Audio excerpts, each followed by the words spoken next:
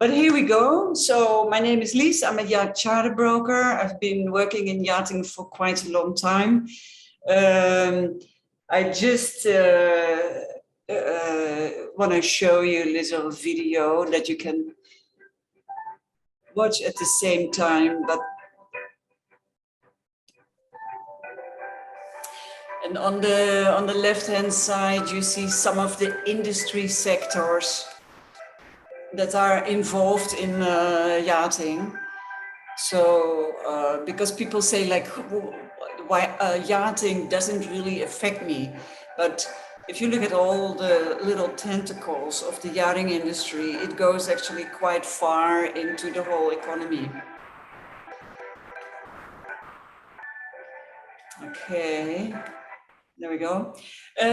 So for this presentation, I will focus on sail charter because those are my fields, and we see a very interesting development since COVID.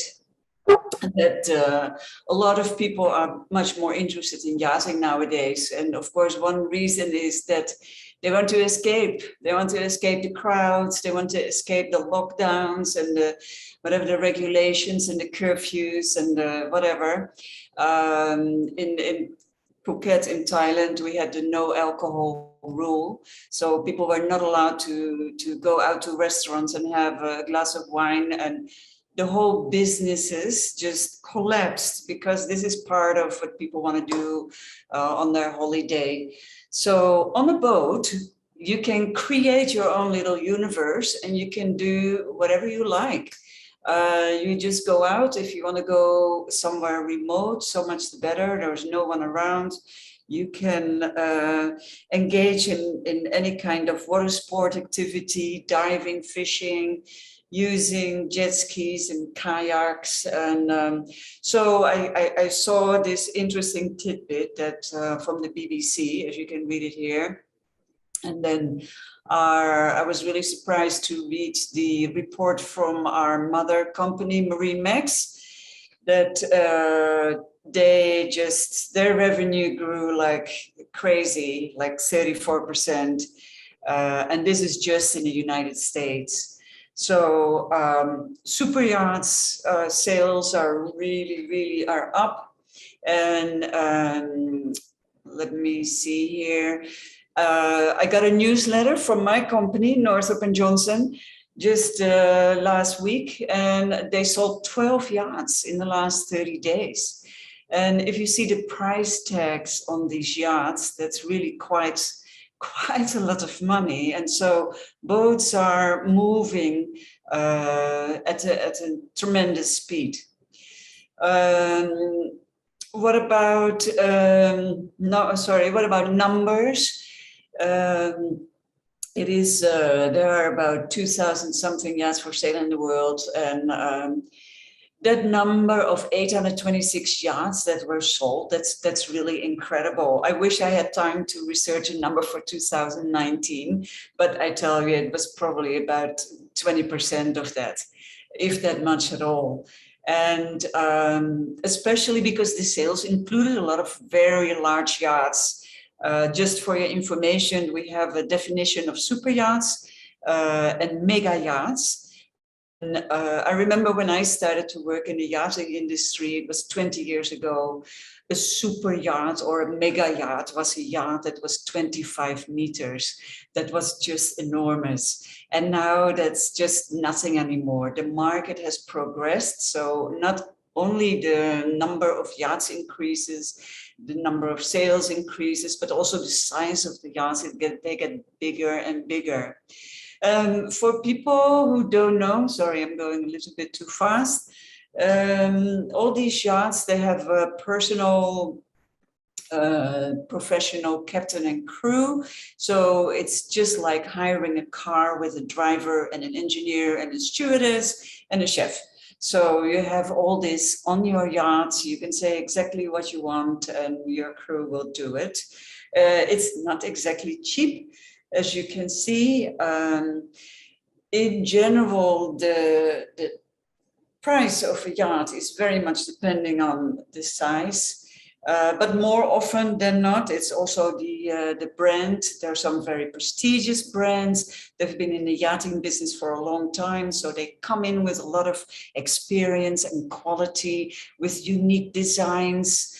If you have an older yacht, it may be a classic. If you have done a fantastic refit, then the sales price increases dramatically, and most people like a lot of accommodation space for their family and friends, and they like facilities such as, you know, as I wrote below, you know, you can't think of anything crazy. There is a boat that has it.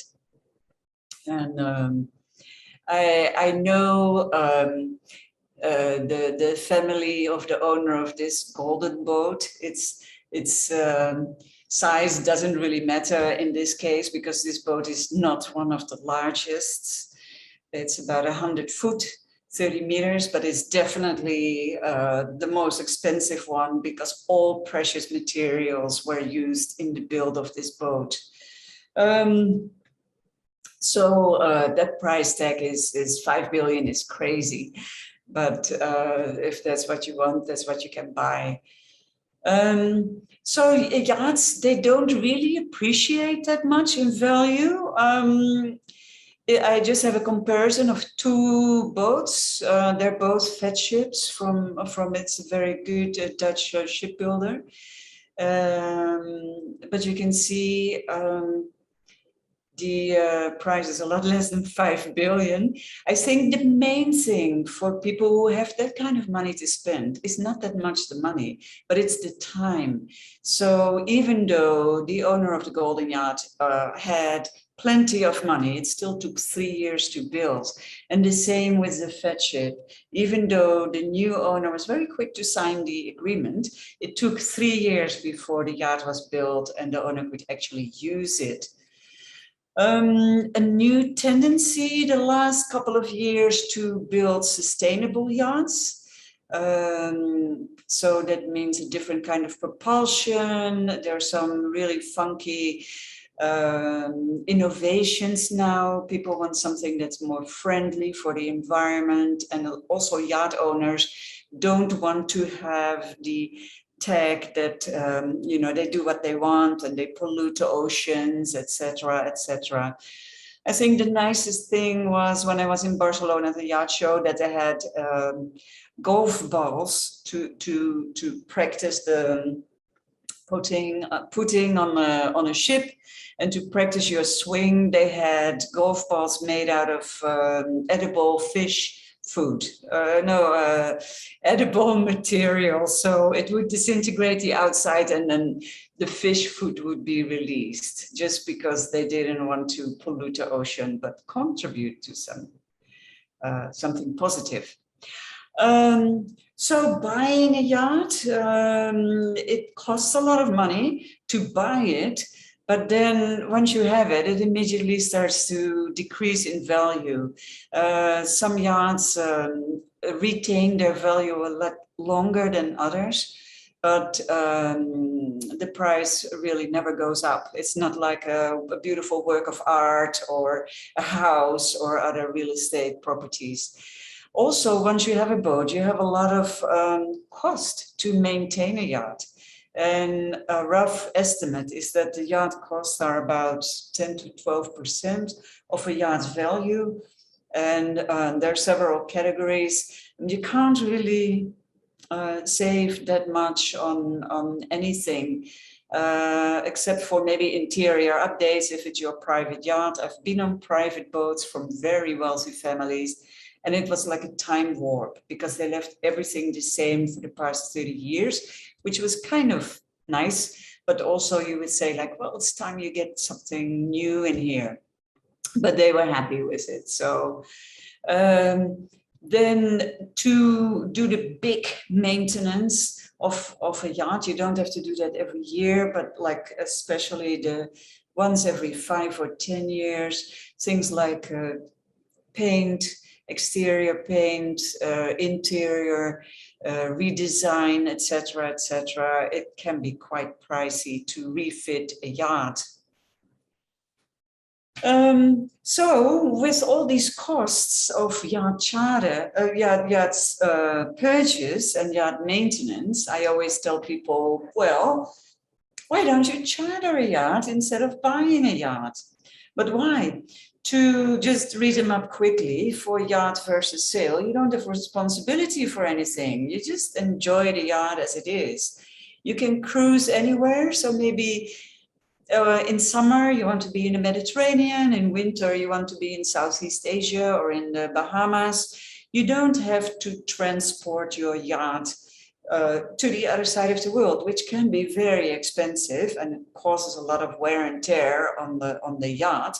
You just charter a yacht here and then you charter a yacht there.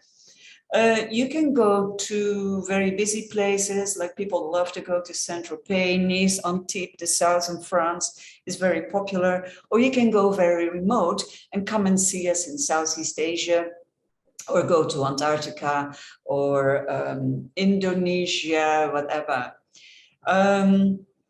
Chartering is great because you can go to these really remote places and have all the luxury you want. And you can also try out a different type of yacht. If you're not sure, you want to buy a yacht, but you don't know what type of yacht, you can charter a displacement yacht one time, an expedition yacht another time, a sailing yacht, and see what you like and what you don't like about these yachts. And so yachting is most of all to enjoy. You don't have any hassles. And what's the word? No depreciation. Sorry about the double R. Your holiday experience retains its value, unlike a yacht that you may own, which loses value over the years. Just ask Bill Gates. There was a big story, it was several years ago, that Bill Gates chartered a yacht for $2.5 million a week. And in fact, it was a very smart decision, because when you compare that $2.5 million to what he would have had to spend if he would have bought a yacht at 300 million, plus the 10% maintenance of 10% of the price of the yacht every year on maintenance, then actually that weekly rate doesn't seem that high compared to actually owning and maintaining such a yacht. Of course, not all yachts are $2.5 million a week. We have many yachts that are much cheaper and are just as enjoyable. So about charter yachts, so does a charter yacht make money? From the point of view of a business investment, and I have to say, in general, owning a yacht for charter can be profitable, but owning a yacht will rarely pay for itself, let alone generate a profit. But there are always exceptions.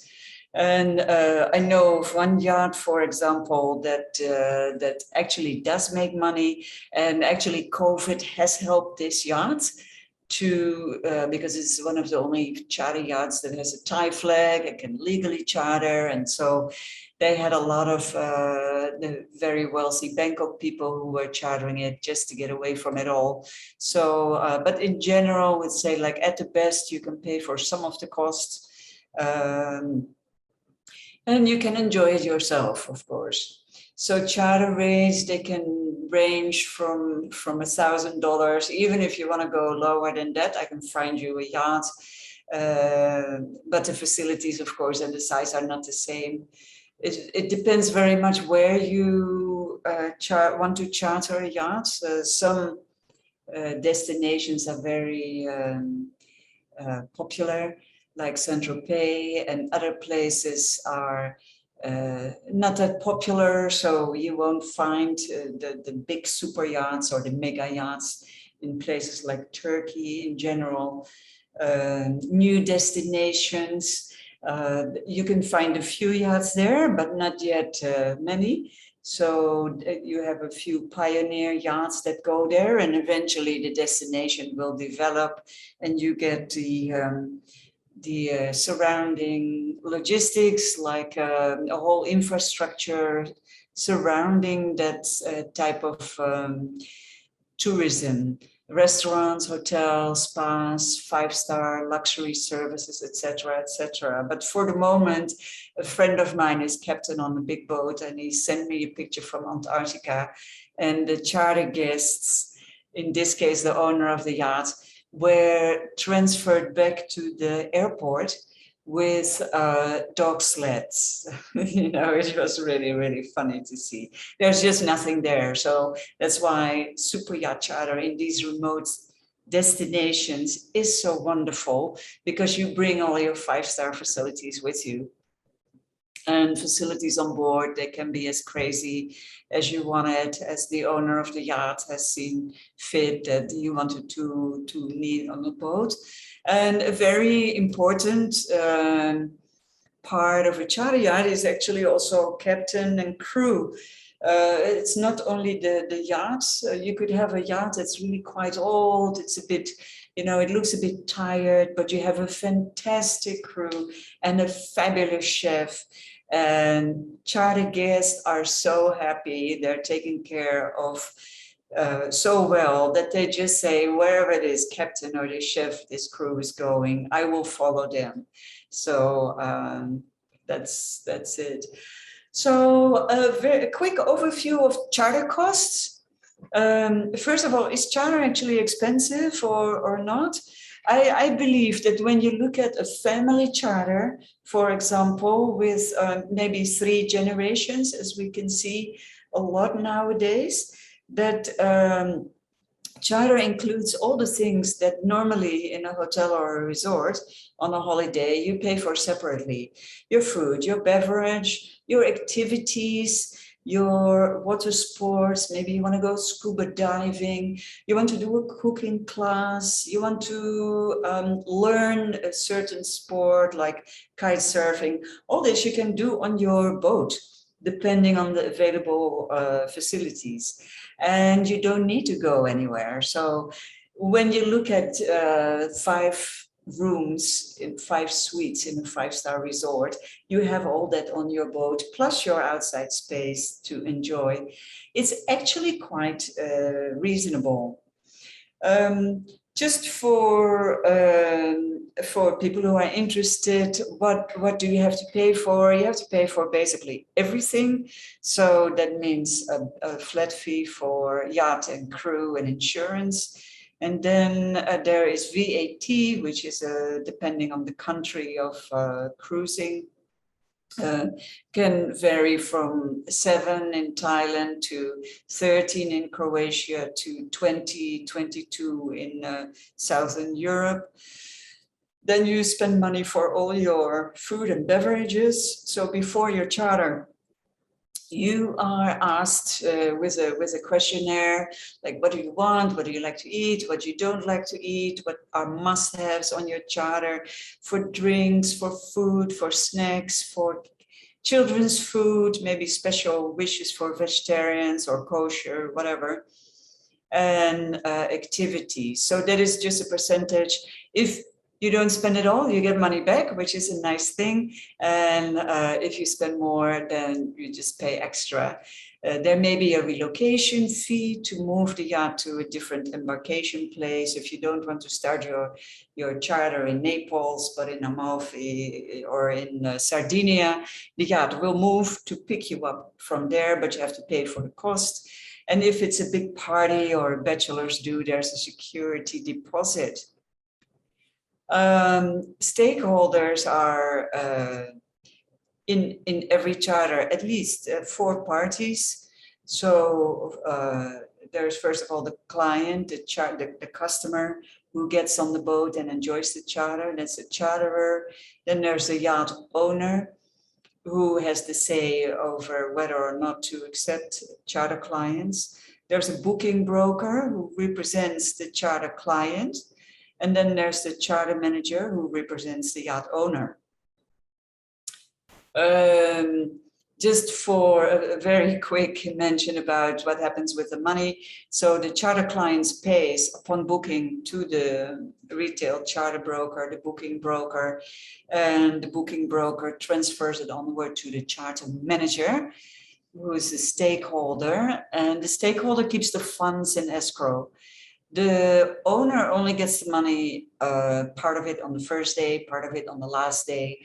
So there is an independent escrow to safeguard if the client is not happy with the charter, that a solution can be discussed that's agreeable for both parties. I must say I never had that situation, so we always have had happy charter clients, but yeah, accidents do happen. I think I have only a few minutes for the Q&A. This was my presentation. Thank you so much. Yeah, if you have any question, please do ask. Does anyone want to ask Christian? any questions? There's Lisa, Lisa, this is Christian. Hi, how are you? Yeah, hi. Thank you. That was really amazing presentation. I really enjoyed it. The problem is I don't have the resources to buy myself a yacht like that.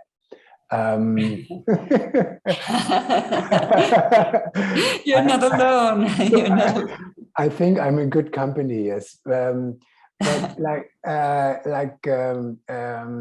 maybe, but I like.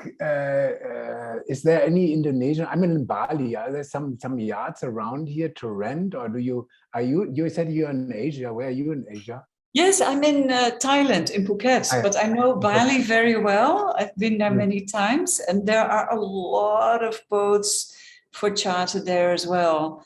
Yeah, because I have like some guys here from Middle East. They're coming in and once in a while, and so I'd like to get in in touch with you. Here's your but I cannot copy this. I can put it on the chat. Yeah, if you do that, but I will in the chat is not really helping me because I'm using the chat. Are you sure it's not happening? Take your photo and then you copy this email. Yeah, okay, good. Solutions. So, sorry to interrupt, guys, but we need to pass to the next speaker. Okay. Thank you so much, Liz. It was such valuable content. Thank you so much.